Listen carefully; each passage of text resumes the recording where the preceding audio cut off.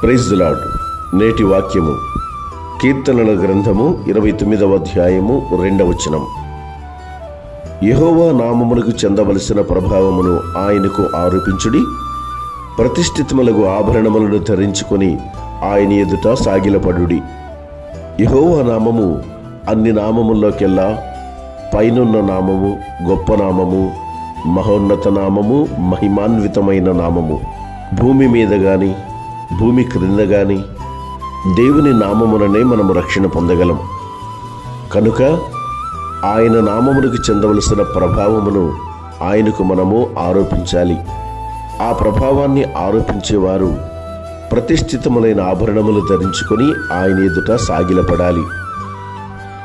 ప్రతిష్ఠితమైన ఆభరణములంటే ఈ లోక సంబంధమైన బంగారు, వెండి ఆభరణములని కాదు, కానీ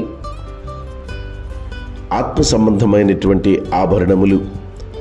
అవి కూడా ప్రతిష్ఠితములైన ఆభరణములు, అనగా దేవునికి ఇష్టమైనటువంటి విశ్వాసము, యథార్థత, పరిశుద్ధత, నీతి అనేటువంటి ఆభరణములను మనము ధరించుకొని ఆయన నామమునికి చెందవలసిన ప్రభావాన్ని ఆరోపించినట్లయితే ఆయన సంతోషించగలరు. ఆయన సంతోషము చేత మనలను ఆశీర్వదించగలరు.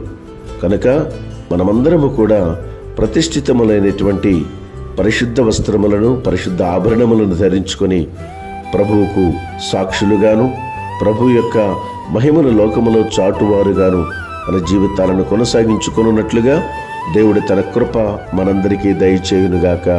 ఆమేన్.